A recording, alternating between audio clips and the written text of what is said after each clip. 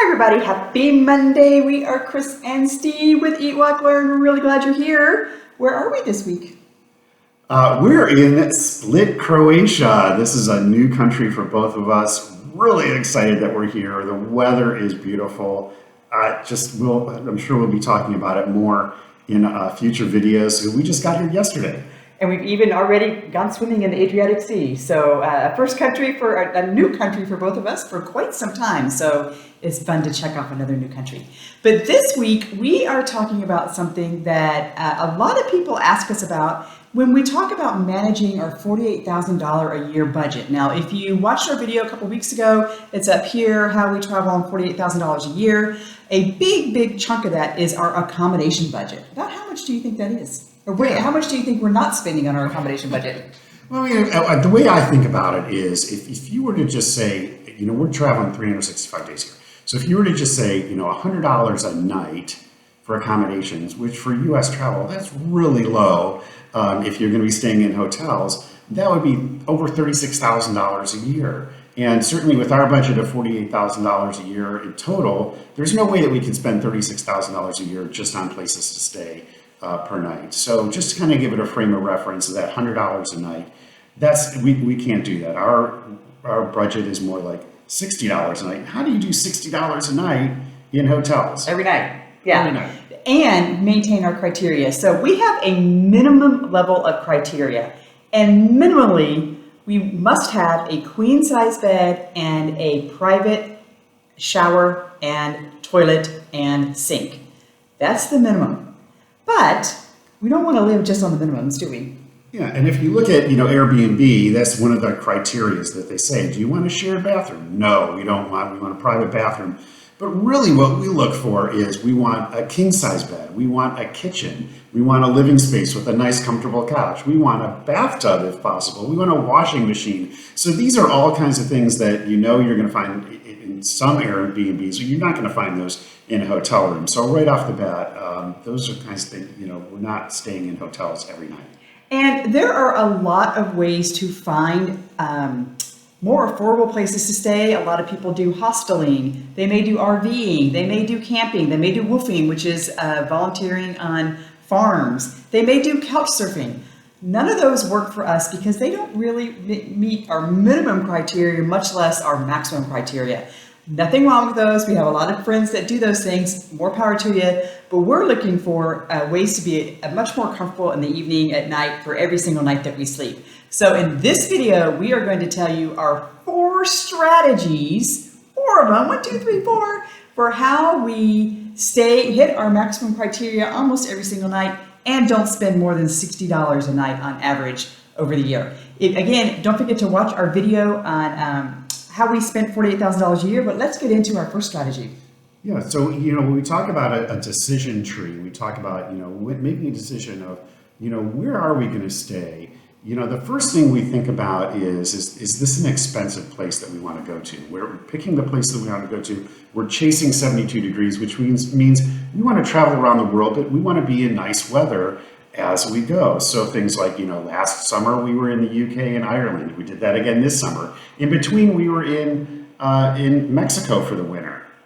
So, and if you want to see our video about how we chase 72 degrees, that's right up there too. But as we look for our good weather and we look for our good countries, the first thing we decide, once we decide where we want to go, it's 72 degrees in May, we're going to go to this country, then we look at what that average cost is per night. And usually we start with looking at Airbnbs. So when we pull up Airbnb, we will put in that we want to stay more than 28 days. That is strategy number 1. The secret to really being effective on Airbnb is to book a place for more than 28 days. That's when the rates will drop drastically, sometimes even 50 or 60%. And will go even more if you go longer. So what we find is we check that 28-day rate. If it's less than 60 days, we then do some more criteria, do some more hunting and searching, and we find it. Now, one of the tips that we'll give you is if you are booking Airbnb and you do a 28-day rate, by definition, or almost by default, there's only a 48-day cancellation on that 28-day rate. So if your plans change after 48 days of booking that rate, you're out of luck. You don't get a refund at all. often this doesn't work for us because our plans change or things happen or our travel dates might change by 3 or 4 days or whatever. So we will often send a message to the host asking if they can modify the cancellation policy for us, and almost always they do. So that's just a little tip for you, and you don't have to take what Airbnb gives you, and that's been very successful for us. Yeah, and Airbnb has been great for us. But last year we spent over 160 days in house sits, Which is our second strategy. Which is our second strategy number 2. And by the way, subscribe. So what is house sitting? Yeah, house sitting is an equal exchange of services where people who typically are going on vacation, but they have pets and they don't want to put their pets in a kennel, or they want somebody to come in and take care of their house and their pets. And they will use a website like Trusted House Sitters in order to find reliable couples like us who will come to their home and take care of their pets and water the plants and cut the grass and keep their house nice, just as if they were at home until they get back. So we love Trusted House Sitters, and actually all over our website at EatWalkLearn, we have a whole section on house sitting. So if you want to know how to get into house sitting, how to get a good review, how to leave a good review, what happens on a house sit, all those things, there's on our website. We also have a video on house sitting, and we have a referral link for Trusted House Sitters. If you use our link, you get 2 free months if you use our link. But the reason why we like house sitting the most for all of our nights is not only does it meet our maximum criteria, we get that king size bed and the comfy place and the good kitchen and the good couches. We also get pets who we absolutely love. We usually try to do dogs, although it's nice to get just one cat in city center because that makes things a little bit easier. House sitting is not all fun and vacation. There's certainly work involved, but it is something that we really enjoy, and it provides a level of comfort because generally the houses where we sit are nicer than the Airbnbs where we stay, and it helps us elevate our nightly stays in a way that is very affordable and costs us absolutely nothing in accommodation fees. So Right. What is our third strategy? Well, certainly there's going to be gaps. So we've got Airbnbs planned for long-term stays. We've got our house sitting plans for, we like to do at least 2 weeks or up to a month for a house sit.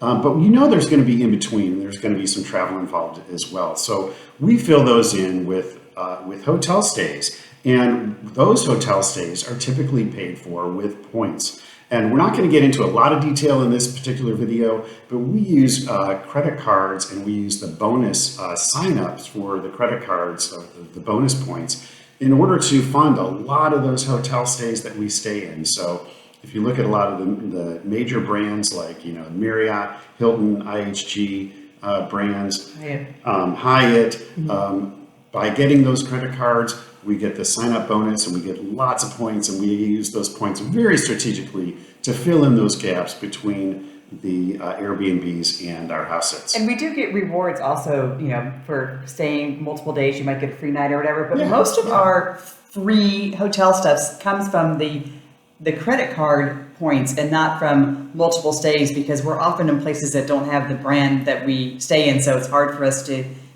build up all the particular days at a particular brand to get those free nights. So most of that comes from credit card rewards and upgrades and so on. So, and then the last strategy, number 4, kind of falls into 2 categories. We're going to talk about it as an accommodation strategy right now, but it's also a transit strategy. So we do cruising. Last year we did about 30 days. This year we'll do 30 plus days of cruising. And the cruises that we go on are the transatlantic or trans-Pacific cruises. The reason why we do those is because they are one way, and there are many one-way cruises throughout the world, not just across the Atlantic or the Pacific. And we use those to transit from A to B. What's nice about cruising is it's your hotel, it's your food, it's your entertainment, and your transit all wrapped up in one for the price of maybe a somewhat expensive hotel room to us, which would be, $100 a night for a couple. Yeah. So that's kind of our target fee for cruising is anywhere between $80 and $100 for a couple, which ends up being a really affordable way for accommodation. So cruising, now the repositioning cruises are much more affordable than your vacation cruises, where your cruise starts at a port, does a circle, and comes back to a port. those are generally more expensive than those repositioning cruises. If you want more questions about that, we also have a video about repositioning cruises and how we fit cruising into our life. So those are our 4 strategies about how we do accommodations and stay away. Our accommodation budget is way less than $48,000, but our total all-in budget is $48,000 a year or $4,000 a month. What accommodations do you do? Have you had some fun with accommodation? More than a tent or a UFO, one of those UFO houses. I want to hear about the RVers that are, traveling around the country, and how do you use that to make your life affordable and fun? Yeah, that would be interesting to hear, and especially if you're RVing not in the U.S. I think RV outside the U.S. would be really interesting to hear about too. Yeah. But we're really glad you're here. Thank you very much. Ask us questions. We're glad to answer any of your questions about hacking, house sitting, hotel stays, anything. We're glad to answer, and just ask for them, and we'll see you next week. Next week, we're talking about medical tourism in Croatia. Subscribe now so you don't miss those great videos coming.